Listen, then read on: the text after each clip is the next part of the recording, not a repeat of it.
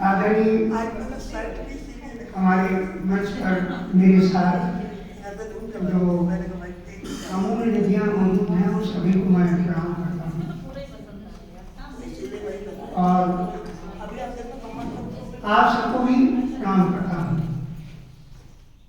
देखिए, सबसे बड़ी बात, मैं बैठे बैठे कल्पना कर रहा था, एक कुंभ इलाहाबाद में है और एक कुंभ लखनऊ में भी है। ऐसा नहीं है, सरस्वती जी वहाँ लुप्त हैं, यहाँ प्रकट है।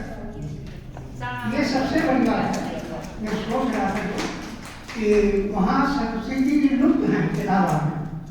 मैंने भी बड़ी कोशिश की, जब मैं इलाहाबाद में, मेरा जन्म हुआ, मेरा घर भी इलाहाबाद में था, और मैं तो और लोग घर वाले हैं कि मैं कर रहा हूँ, तो कल्पना कर रहा था तो दो धारे टकराती। कभी आप गाय देखे हैं शांत अवस्था में, जब वो अप्रैल मई जून में जाने का मौका लगे तो देखेंगे कि जमुना और गंगा की दोनों धाराएं हैं वो टकराती हैं, आपस में मिलती।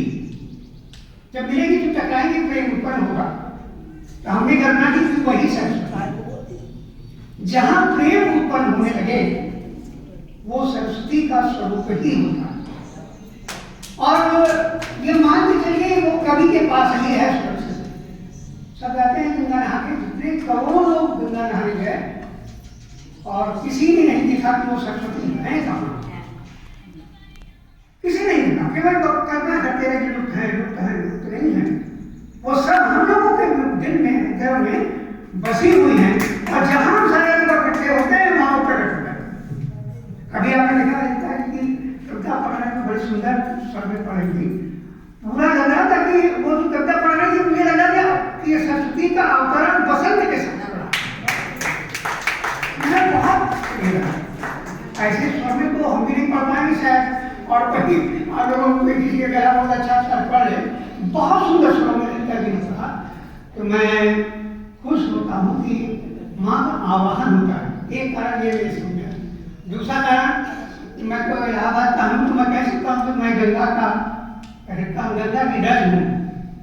गंगा है मतलब आपके पास, मैं संगम भी क्या कहता हूँ। और हमारे तो मुख्य अतिथि हैं ठाकुर जी, वो यमुना के किनारे गए। यमुना का भाई है, जो हो गए गंगा यमुना आपके पास है। किसी ने अगर संगम का स्नान न किया हो तो ये स्नान होगा। और तीसरा, आप लोग सारे लोग सरस्वती के स्वरूप में अपने दिलों में लेके बैठे हुए हैं। इससे बड़ा कुंभ क्या है? हम छोटे हैं, छोटे, बहुत बड़ा हाल नहीं और बहुत बड़े लोग संख्या में भी नहीं है, लेकिन जितने हैं वो हृदय से और प्रफुल्लित हैं सब। किसी में प्रफुल्लता की पसंद की कोई कमी नहीं। अभी आगे की जो कविता पढ़ी उसमें भी पूरा यही पढ़ा कि बसंत आया और हम लोग सब प्रसन्न होने लगे। भौरे भी प्रसन्न हुए, आम के पौधे, आम के पेड़ भी प्रसन्न हुए, बौर के रूप में आ गए, कोयल प्रसन्न हुई, गाने लगी। कोई ऐसा ही वातावरण है पूरे बसंत का। तो आप बताइए कि सरस्वती जी है यहाँ की नहीं है? है ना सबके दिलों में। तो इसके अच्छा क्या होगा? मैं बेटा सोच रहा था दर्शन करता, और मेरे अंदर वही भाव प्रकट हुआ था कि गंगा, यमुना और सरस्वती जहां मिल जाएगी वहां कुंभ ही होगा।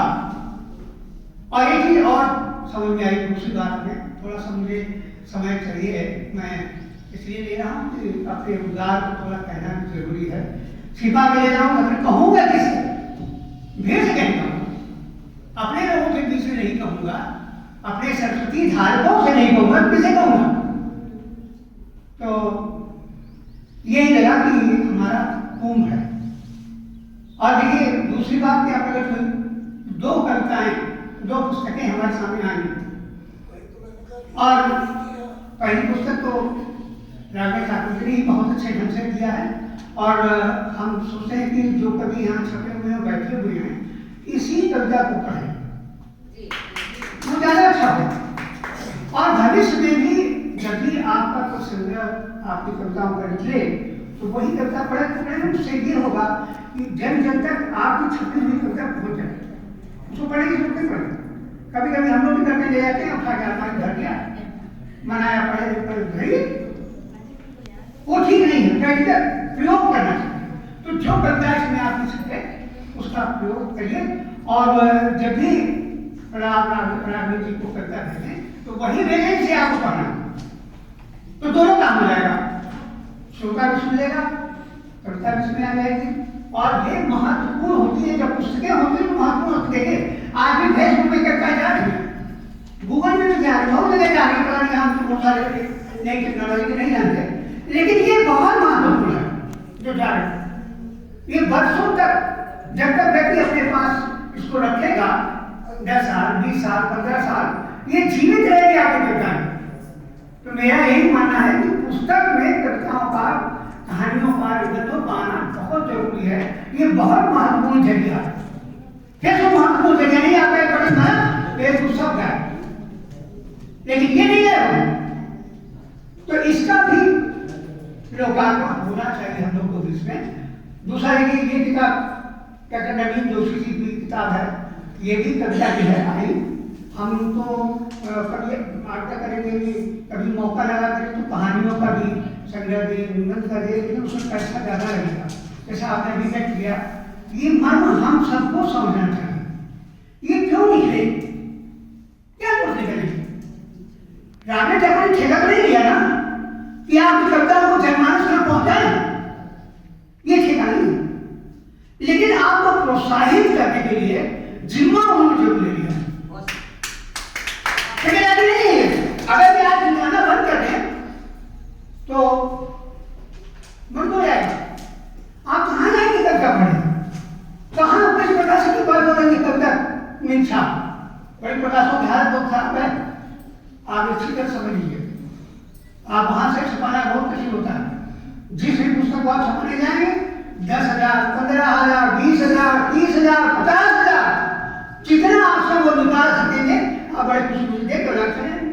और जब यहाँ डालने चालू की छापेंगे तो आप सोचते मेरी मुफ्त में छप जाए, पैसा नहीं देना पड़े। ये तरीका अच्छा नहीं। मैं जहाँ तक समझता हूँ, एक कवि होने के नाते हमारा दायित्व है कि जो व्यक्ति हमको प्रोत्साहित करता है उसके साथ कंधे से कंधा मिलाकर हम चलें, कभी हम बढ़ेंगे। और बढ़ेगा कौन सा कारण बदले? देखिए, कवि सम्मेलन का जो मंच होता है, दो धाराएं आपके पास है। एक कवि सम्मेलन का मंच है, कहानियों का मंच नहीं है, निबंध का मंच नहीं है, कविताओं का मंच है। एक है कैसे जो मंच कविता पढ़ते हैं, फुहड़ से फुहड़ कविताएं पढ़ते हैं और सारी जनता वाह वाह वाह वाह की करती है। निराला जी की बात आपको बताएं कि निराला जी कन्नौज में कविता पढ़ने आए, तो निराला जी ने साथ साथ मंच पर कहा कि लोगों ने आग्रह किया कि आप भी कविताएं पढ़ लें, तो उनका 1,000 सोने की दिनार आप देंगे तो मैं कविता पढ़ूंगा। वास्तविकता बनाए, कपड़ा नहीं।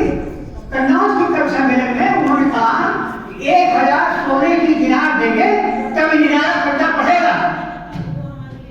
कोई है आपके पास नहीं कहेंगे, क्या आप हिम्मत से कहते हैं? और आपको बता दें उस पूरे मंच पर वो अध्यक्षता करके बैठे रहे और उन्होंने कविता नहीं पढ़ी और किसी ने 1,000 दिनार उनको नहीं दिया। उन्होंने चुपचार खत्म बच रहे। और जिस घर उठे थे, जिसके यहाँ वो मेहमान थे, वहां वो सारी रात अपनी कविता सुनाते बैठे और एक पैसा नहीं। ये कवि है, ये कवि की पहचान है कि आपको एक भरोसा होना चाहिए कि मेरी कविता जो जा रही है समाज में, जो समाज को संस्कार दे रही है, वो साहित्य का दे रही है। हम मंच के कवि नहीं है, हम केजरीवाल पर बेच करें, मोदी पर बेच करें, योगी पर बेच करें, ये सब भयंकी है। आप उसे देख रहे हैं, पंथ ने भी पढ़ना बंद कर दिया था जब देखा था वंश, महादेवी ने भी पढ़ना बंद कर दिया, मैं पर वो भी नहीं जाती थी। इन्होंने तो सुनी बात बता रहा, मैं उनके साथ रहा हूं तो बताते थे कि मंच मैंने कहा तो वहां भयती होती भाई, भारतीय साहित्य थोड़ी है। एक बार कमिश्नर जो बेटी से बात हो रही थी, लखनऊ के बड़े माने हुए हिंदी के बोलता है और मैं उनके काफी संपर्क में आया, उन्होंने साहित्य सम्मेलन का कार्यक्रम भी हिंदी अनुरोध किया था, तो मैंने मुंह से मेरे निकल गया कि नीरज जी को सम्मान दे दीजिए। जानते क्या था तुम्हें, पर हिंदी को बेचता है उसको हिंदी से उत्तर प्रदेश हिंदी साहित्य सम्मेलन लखनऊ कैसे सम्मान दे देगा? ये हिंदी के जो कवि अपनी कविता बेच हिंदी का साहित्य का मानता और नहीं माना।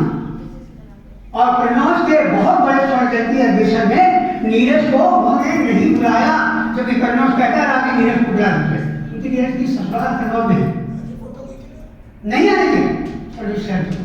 उनका ये ऐसे कवलियों को और जो पैसा कमाते हैं कविता बेच बेच करते हैं, इनसे हम समान देंगे। हिंदी का हिंदी की दी हुई नहीं आप ही करते शहर चतुर्वेदी अमीनाबाद उनका घर है, कहते थे, अब तो नहीं है। हिंदी के लिए उन्होंने प्राणपण से अपना काम किया है और जब तक रहे जीवित तब तक वो लड़ते ही रहे हिंदी के लिए। ऐसे ऐसे लोगों के बीच में जो ऐसे काम कर रहे हैं लोग, तो हमारा कहने का मतलब यही है कि हम सबको सहयोग करना चाहिए। अरे आप जैसे भी आप कर सके ना कर सके तो कोई बात नहीं, उसमें कोई जबरदस्ती नहीं है, लेकिन हमें अपने दायित्व को निभाना चाहिए। इसलिए उन्होंने आप लोगों से निवेदन किया कि इसका खर्चा कागज ये सब बातें हैं उसको हमें देना। कहाँ से देंगे भाई? कोई मंदिर का घंटा तो है नहीं कि सरस्वती के मंदिर में बना लिया और घंटा यहाँ है, आओ ये कभी लोग कविता पढ़ो, 2 रुपया दे जाओ, 5 रुपया दे जाओ, ऐसा नहीं। ये हम सब जो कवियों का दायित्व है कि जो संस्कार कर सम्मेलन दिया है हमारी हिंदी भाषा को, हमारा कर्तव्य है कि हम हिंदी भाषा को, हिंदी साहित्य को और उन्नतशील बनाएंगे। इतना बात हमें कहना था, इसलिए मैंने बात की। तो थोड़ा सा ध्यान आप लोग देना चाहिए, क्योंकि हमने भी हिंदी के लिए बहुत काम किया है। इलाहाबाद में भी रहे तो वहाँ भी अवकाश पत्रिका हमने निकाली और वहाँ भी हमने बहुत काम किया, और कन्नौज है तो यहाँ भी बहुत काम किया। जब मैं प्रोफेसर था तो इकोनॉमिक्स का प्रोफेसर था, हिंदी का प्रोफेसर नहीं था। मैंने हिंदी में एमए नहीं किया, क्योंकि हिंदी के जो मुझे अध्यापक मिले वो बड़े कहानियाँ हिंदी को खाने वाले बेचने वाले मिले, तो मुझे ऐसे अध्यापकों से, ऐसे लोगों से बहुत अंदर से एलर्जी हो गई थी कि जो हिंदी को बेच करके पैसा कमाता है।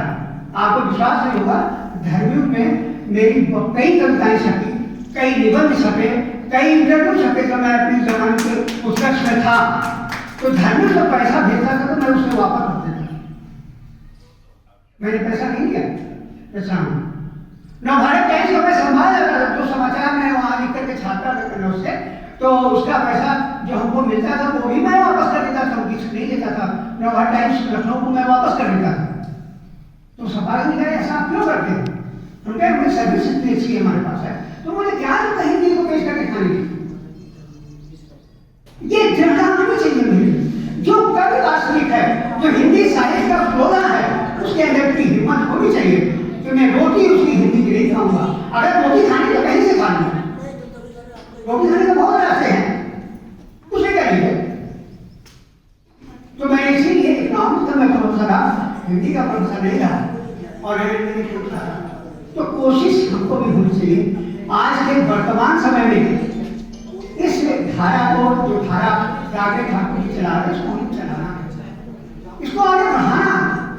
10 लोग बढ़ाएं, 5 लोग बढ़ाएं, 50 लोग बढ़ाएं, कोई जरूर थोड़ी कि करोड़ों में बढ़ाएं। जय श्री राम मत थोड़ी कि जय श्री राम कर दिया, झंडा ऊंचा कर दिया, चर्चा ले लिया सबने, ऐसा नहीं होना चाहिए। हिंदी के लिए प्राणपण से लगी। और मैंने तो आपको मैं बता दूं कि पंडित विद्यानंद पंत को मैंने बहुत नजदीक से, बहुत छोटे से, बहुत अच्छे ढंग से देखा, कभी पैसा तो नहीं मिला। केवल राय की जो किताब की आती थी उसकी बोले, महादेवी की जो किताबें शक्ति थी, कविता उनकी शक्ति थी, वो उसका पैसा वो भी नहीं देती थी, केवल किताबों की रॉयल्टी से ही अपना काम करती। बहुत ज्यादा पैसा लोगों को नहीं था।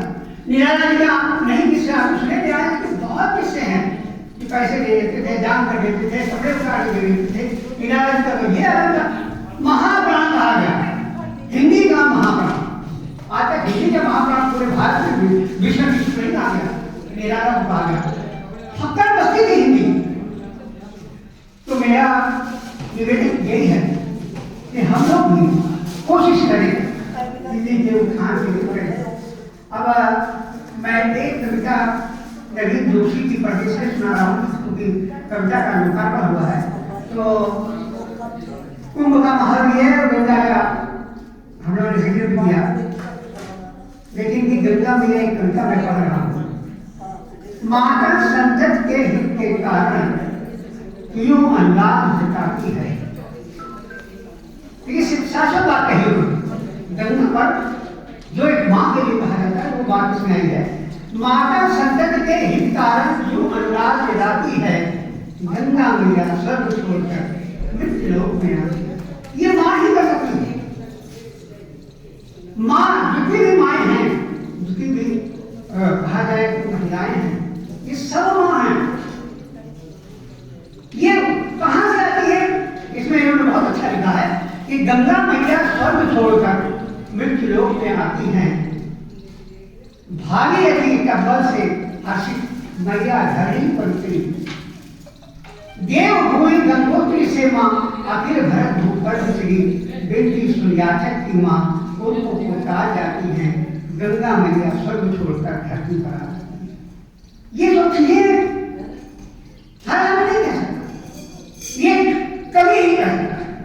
इसीलिए कवि को कहा गया कवि स्वयंभू, जो निर्माण कर देगा कवि वही शाश्वत हो जाएगा। आगे देखिए, शुद्ध चाहे संपूर्ण अवगुणी माँ तो माँ ही होती है। शुद्ध चाहे संपूर्ण अवगुणी माँ तो माँ होती है। तन मन को निर्मल करती है, वो पापों को धोती है। नव उमंग नूतन प्रज्ञा पर नव चेतना लाती है। गंगा मैया स्वर्ग छोड़कर लेकिन ये आस्था तत्व के गंगा से यहाँ संगम में तक उन्होंने नहीं कर सकती है। हर माँ के साथ वो अपने बेटे के लिए तो नहीं बना के बैठी रहती। वो आएगा तो ये करेंगे, वो आएगा तो ये करेंगे, वो दौड़ेगा तो इस तरह पकड़ेंगे। इसलिए ये आस्था तक पर साधक बन जो जाते हैं, दिव्य दृष्टि पाकर पुरुष से ही नव इतिहास रचाती है। कितने सारे लोग गए, वहां भी गए, हम सब बैठे हैं। जो लोग जिक्र उनका करता है माँ का, माँ से मतलब किसी भी माँ का, गंगा है, यमुना है, सरस्वती है और सारी माएँ जो धरती पर हैं, उन सब के लिए है। ये आस्था तत्पर बैठे साधक बन जो आते हैं, दिव्य दृष्टि पाकर तुमसे ही और इतिहास रचाते हैं। कलकल छल छल निर्मल स्वर लोरी सी मधुर सुनाती हैं। गंगा मैया छोड़ स्वर्ग को धरती पर आती है। और अब देखिए, सुर नर मुनि और वेद शास्त्र भी माँ तेरे गुण गाते हैं। ऐसा नहीं गंगा का ही गाते हैं।